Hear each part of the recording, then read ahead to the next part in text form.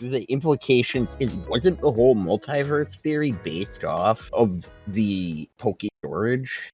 It was based off of Pokemon storage, yeah. Well, not all of them, but probably about 80-90% of them. And now we're finding out that it's part of the infinity energy. It's part of their natural abilities. All Pokemon can shrink down using infinity energy when they've been defeated to like hide. So when you capture them, you're storing them in that small form so they can't expand again. All the ball's doing is keeping them from expanding, and that's freaking insane. Which actually speaks to the technology of the Pokeball itself. Mm-hmm. So we know when they're in there, they do heal. Mm-hmm. So it's not keeping them No, they don't. No, when you catch Pokemon, they still have the damage. Oh.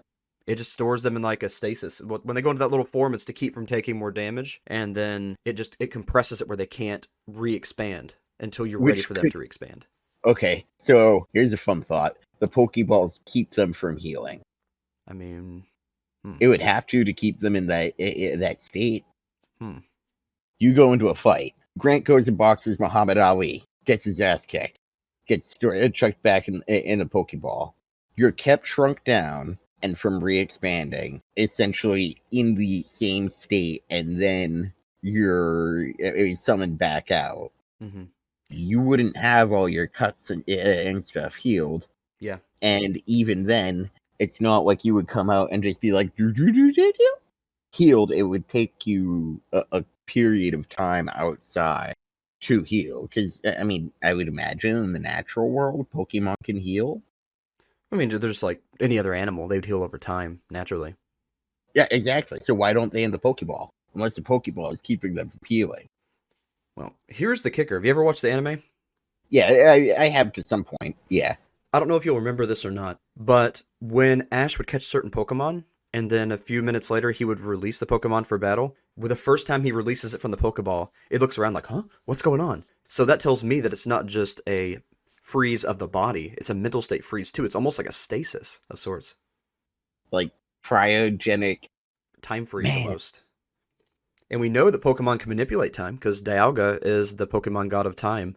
But Dialga, Palkia, and Arceus were originally one Pokemon that split into three.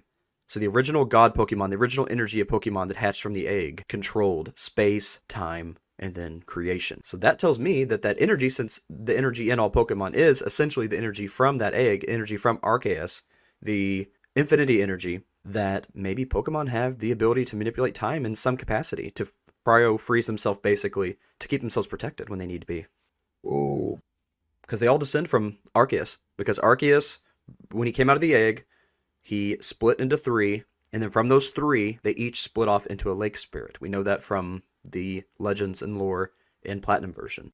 And those three lake spirits created the Muse. And from Muse, all Pokemon species evolved. It was the original DNA. So, essentially, all Pokemon are descended from Arceus. So they all have his powers in them, latent, at least to some capacity. So it makes sense to me they'd have the power to manipulate time. And space. They shrink themselves down and freeze. That's manipulating time and space. Since they are, related. Okay, so remember we were talking last time about Pokemon. I posited that the teleportation pads somehow had a Pokemon incorporated into them as a means of teleporting. Mm-hmm.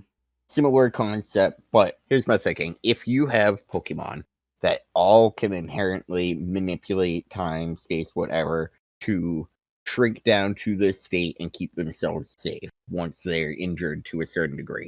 Mm-hmm. They also have the ability to reverse it once they feel safe again. The only way that a Pokeball could function is if it could do that to a greater extent than they could.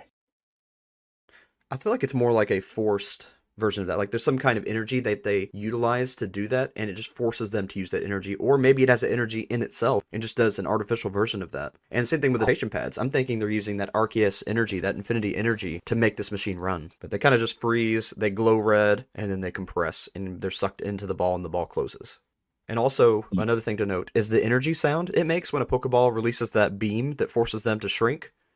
That same sound in Pokemon X and Y, if you take the sound of the ultimate weapon firing, which is the cannon that would use an infinity energy, and you decompress the file and separate it into individual sounds, 5 of the sounds sound like Pokeballs, that energy beam sound. and then there's like wind sounds and there's rushing sounds, but it sounds similar in some ways. So it makes me wonder if that's infinity energy and forcing the Pokemon to use their latent ability to shrink and freeze time. I mean, I'm looking at World Championship for Rena versus Ash, and she just called back. Yeah, she told the Pokemon to do it, and then it just did it toward the ball. It was definitely a choice by the Pokemon. It also makes me wonder about, they throw out a Pokeball the first time they're catching it. Does it scan it with like a red beam? What if that is some sort of hypnotism? I mean, it could be, because, I mean, they are loyal to you after that, and they obey you depending on how many badges you have. So something to do with the badges syncs with Pokeballs and causes them to be forced obedient. And it's pretty hard to deny that. I mean, they may like you. They may actually be loyal to you, just like you as a person. But there's at least a minor form of hypnotism. Definitively, there is. Which is creepy. A little bit. Cockfighting with animals that you've hypnotized.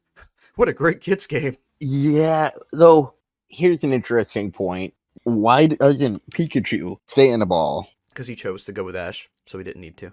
It seems to me, from my knowledge, Pikachu is incredibly under-leveled for most of everything. MatPat came to the conclusion he was only like level 66 at some point. He was nothing compared to a lot of other Pokemon. But he consistently seems to be able to beat Pokemon that would rank far higher than him on like the IV chart. Curious where you're going with this. Could, because he is just naturally loyal to Ash, be capable of fighting, even if comparatively he's lower on the charts, he still is much more powerful than other Pokemon. He's capable of reaching, a much greater level. It just takes long.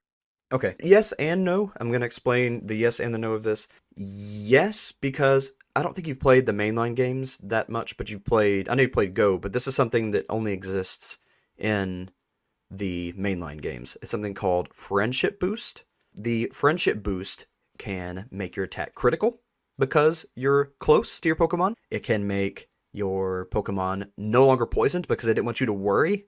It can make your Pokemon no longer paralyzed because it didn't want you to worry. It can wake up because it didn't want you to worry. So, I mean, I think that the friendship boost between Pikachu and Ash plays a huge part. I think we're seeing that stat boost in the anime. Okay. The no is that Pikachu is, to this day, still bound to a Pokeball. He's just had a strong enough will to refuse to go back into it. In the very first episode of the anime, he comes out of a Pokeball, and he's like, Ash, this is a Pikachu. Do you want this to be your starter?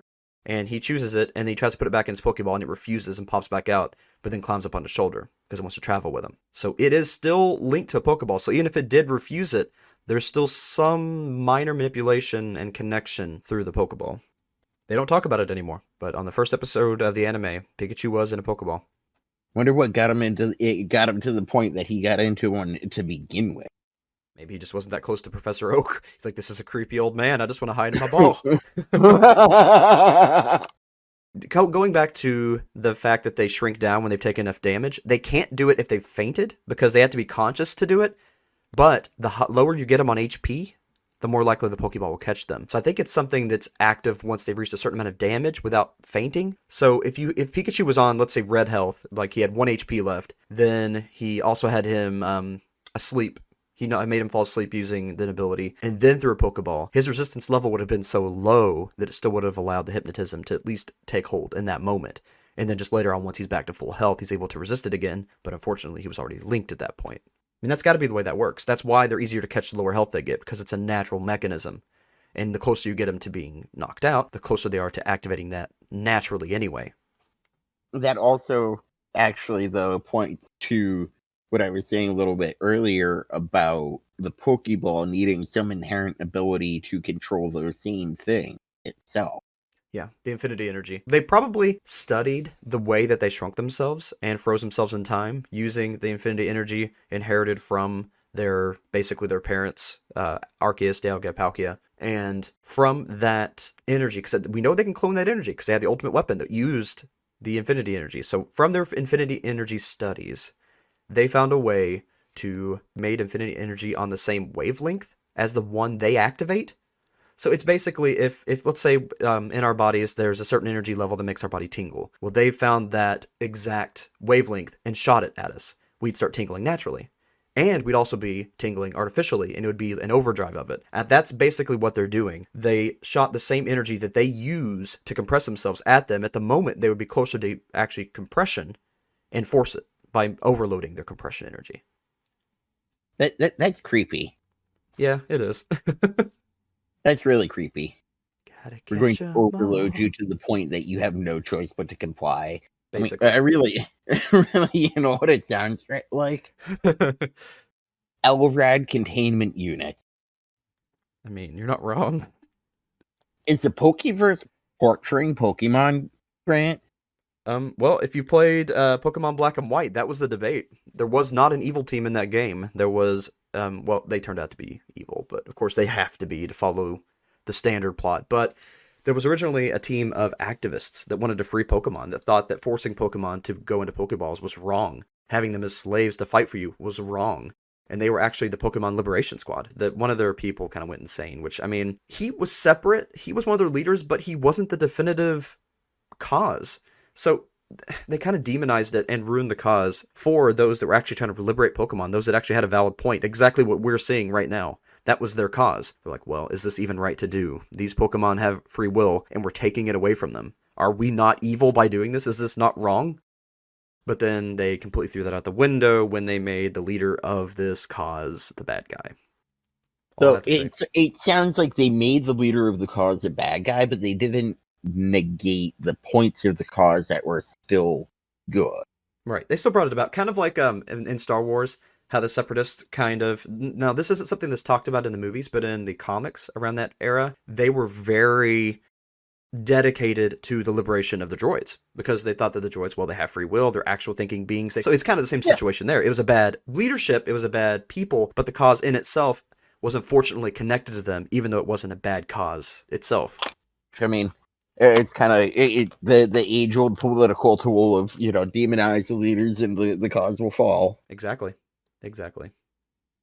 We actually may see the freedom of Pokemon come up again, because this is something that was talked about very, very sparsely, but the Pokemon War was the war for Pokemon liberation, and people and Pokemon fought in that war. So we may see that cause rise again. I mean, history repeats itself. We may see another Pokemon game that's based on, should we be fighting with Pokemon? Should we live with Pokemon? Should Pokemon be their own thing? Are we enslaving them? All these questions will start rising again. And it's already started a little bit again. There was a character, one of the NPCs in Sword and Shield, brought up something about it. I can't remember exactly what it said, but it was something like, you ever thought about what Pokemon want? It was a very, very small, subtle clue, but it was kind of giving you the idea that people are starting to get into that mindset again. Cyclical. Exactly. Cyclical. You think perhaps we'll see a game where you're in the Ancient War? We've had a few games around that. Yeah, it was really? It was Pokemon Conquest. What a twist it would be if they have spent 20 years teaching you that you're the good guys and Team Rocket's the bad guys, but it's just history is written by the victors, and the victors happen to be the people that were like, no, we're controlling Pokemon. Oh, I say absolutely. Because I mean, we keep getting all these hints of a Pokemon war. We never hear what the war was fought for. And then every once in a while we actually will, and it's fought over Pokemon liberation. So if the side that wanted to keep them as basically slaves wanted them to remain that way, they would demonize anyone who thought adversely. Pokemon Conquest. I mean, if that name alone doesn't tell you something, literally conquering Pokemon. Basically. It's right in our faces. Really.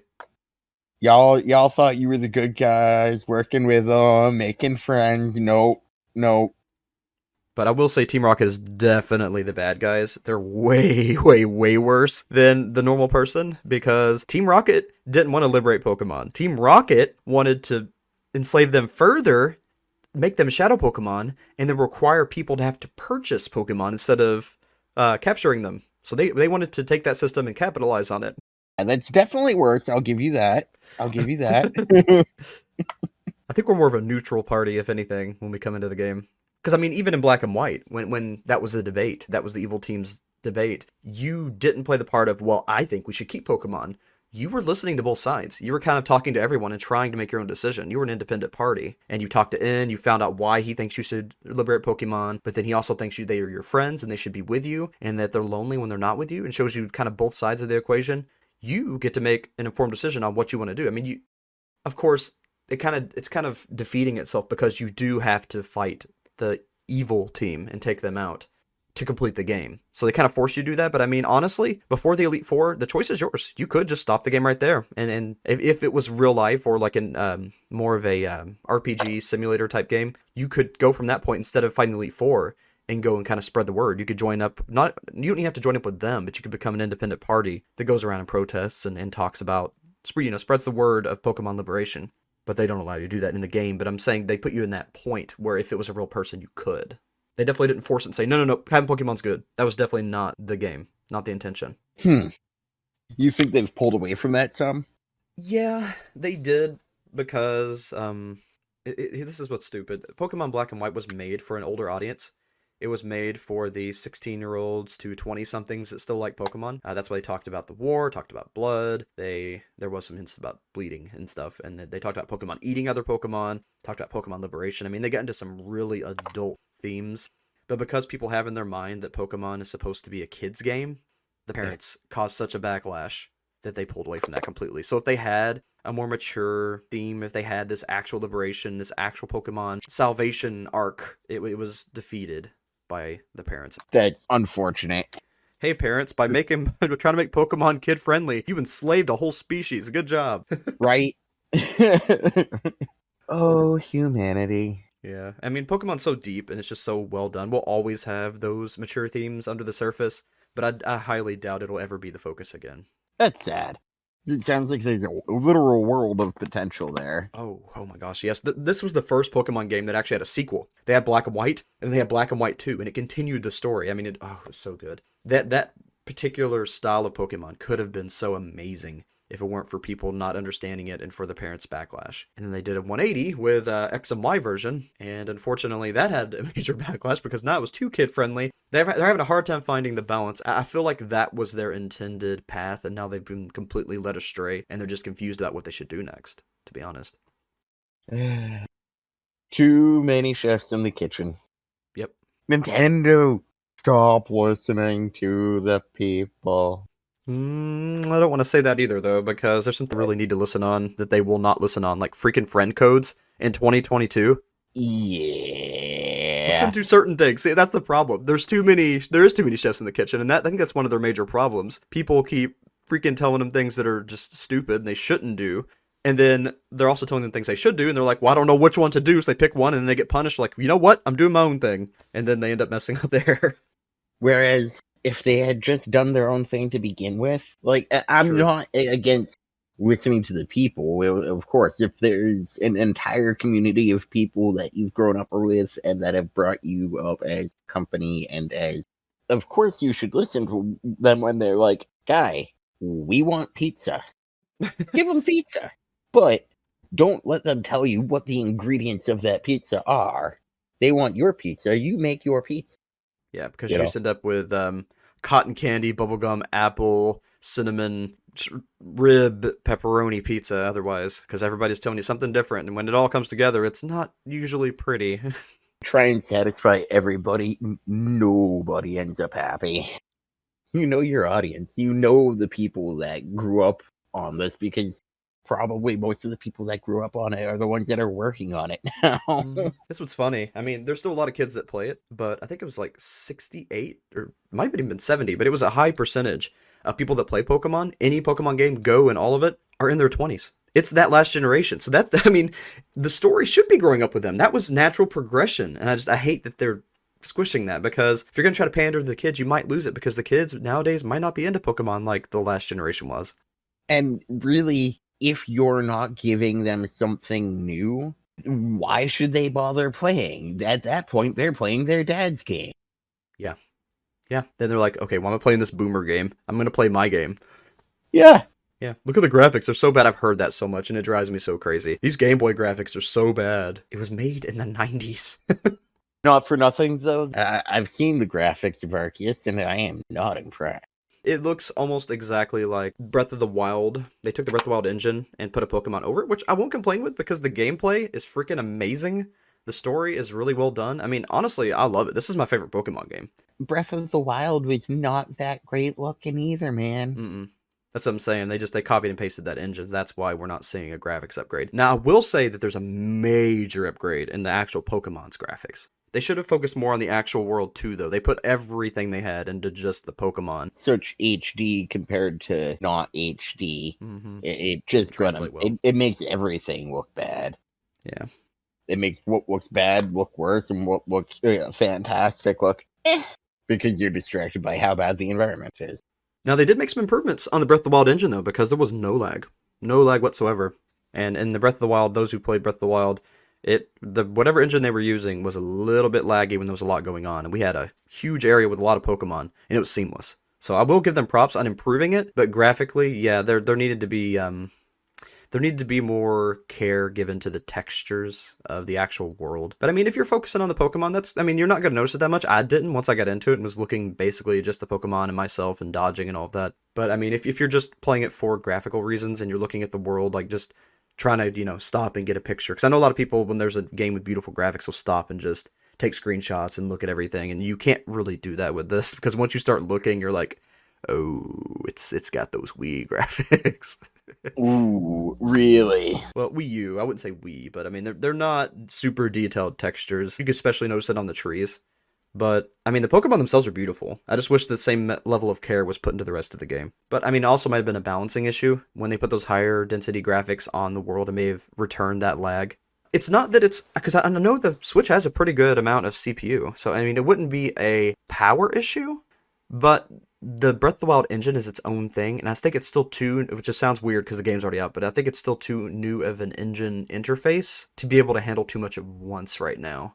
Like, it needs to be, you have to have loopholes and work-throughs that haven't been discovered yet for this particular engine. And I think because of that, they just threw on good enough textures so that the Pokemon themselves wouldn't lag, because that's what's important. I mean, I give them props for that. But at the same time, I wish there was more people working on the Breath of the Wild engine if they're going to use that for future Nintendo games, because it does have a lot of potential. It's a really fluid engine. It really gives you that seamless transition. Now, there are load screens, but I mean, the main area, there's no load screens at all, and it allows for that in a way that the Switch can handle very well. So I wish that there would have been more people put into the actual engine so that they could have had those advanced graphics without it lagging. I mean, I guess my real issue here for most of it is that in 2022, we have game developers that have existed for as long, if not longer, than I've been alive. And they just seem incapable or unwilling to release a fully finished, truly optimized game. It's unfortunate to me that such a scenario could exist today, and that it's actually pretty common because there's a lot of other titles. I mean, Call of Duty has been a nightmare, apparently. Battlefield is in the gutter. Glitch galore. Nothing is coming out properly finished. Look at the FIFA games. A triple A developer should be capable of hiring and maintaining people that can fulfill just its team job. Never mind, help integrate that into a fully functioning system, which shouldn't be a problem because you should all be working with the same playbook here. I mean, even using the Switch as the baseline of power, I mean, even it's strong enough to handle most of these games. It can handle Skyrim perfectly fine. If the Switch can handle Skyrim, a game that big, then there shouldn't be a problem with all these game developing kits. There's something missing between the developers, the kits, and the finished product. There's some step in there missing. I don't get it. Well, I don't think that there's a step missing. I think there's an extra step in there, which is capitalism. And they're just greedy. It is cheaper for them and easier for them to go, guys, here's a concept, give us a storyboard. We're going to release that and then paint things in as we go and charge people extra for those little finishing details. I was watching an Angry Joe video, and he showed an interview with one of the people that developed the newest Madden game, a $1 billion franchise, and they said that the reason there wasn't facial tracking in this one like there was last year was because they couldn't afford it. Where did that $1 billion go? What? Right? They couldn't. Couldn't you hire someone on Fiverr? I mean, really, if you could have at least done that. Right? None. Just none. None. It's just all very, very computer generated faces. Their movements are not realistic.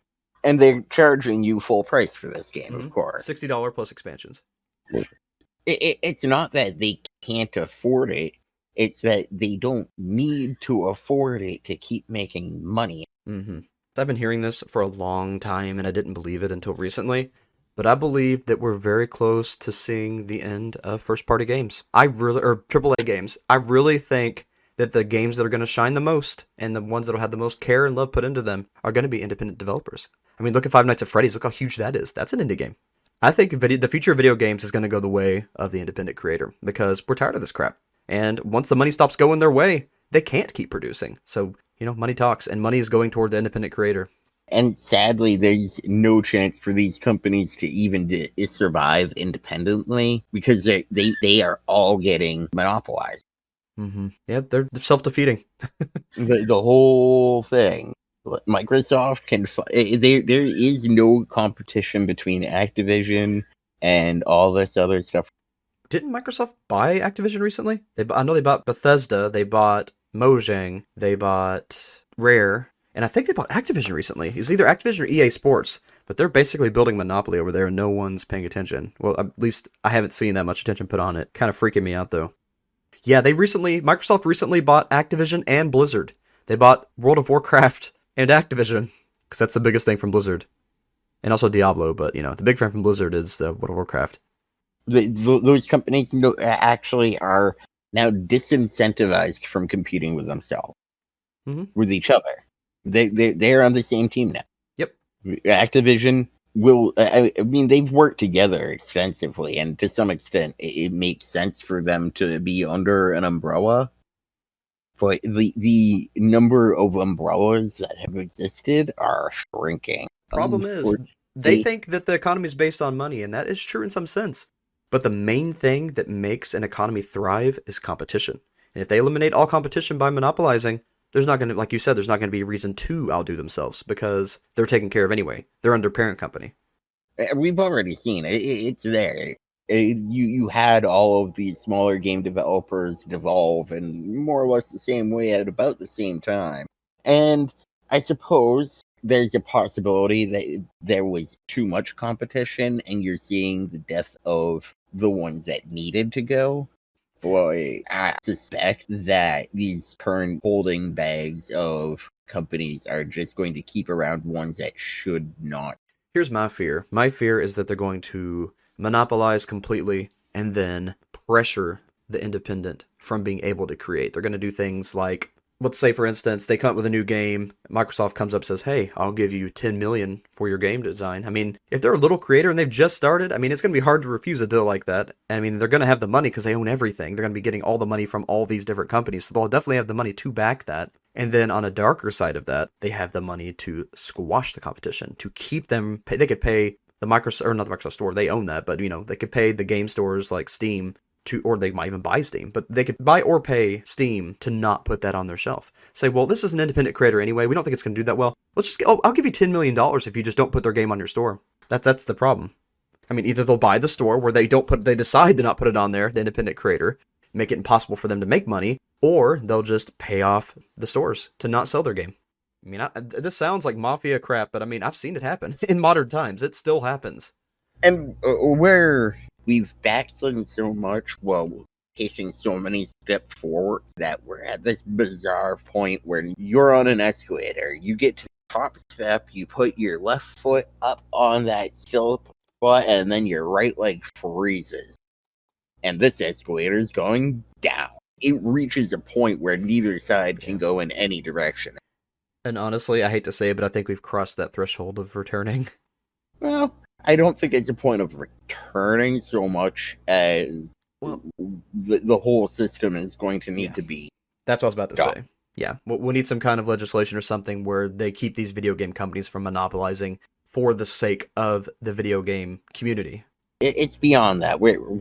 Unfortunately, it goes way beyond just video games. Microsoft already owns all of the stores. These companies already own their own stores. They have spent the past 20 years doing nothing but set up their own stores and make agreements between each other on how they'll monetize competition. That's why you still have console wars. It's why console wars began. It wasn't like Sony VP was like, screw you, Bill Gates. Or, I mean, he probably was, but it was done with a giant wink at the end of it. Microsoft has no business owning any video game, anything. Why is it that a physical technology company owns all of the digital assets? Yeah, the major problem we face is when publishers become the proprietary owners, because then it's too much regulation. You can never make something creative again because it'll always have to run through the publisher's viewpoint. So I mean, that happens anyway, but there's a difference in when someone comes to a publisher and has a back and forth and compromise for their vision to come out in the most complete way possible versus the publisher owning you and you're making their game with your flavor. There's a big difference there, and I don't think a lot of people see that. It's hard to see the difference. Well, in conclusion to all of that, video games have become a very scary world. And I do hope that there's some way that the independent creator can stay afloat in this, because that's really the only good video games, the only finished, polished video games we're getting in this generation. It's really true. Steam for the win. Steam, save us! Who owns Steam, though? That's the question. Oh no, don't ask, don't look. Nobody needs to know. And with that said, thank you all again for tuning in. I can't wait to see you all next time. This has been your host, Grant Reeds. This has been your co-host, Friendly. Keep your eyes wide open and never stop reading.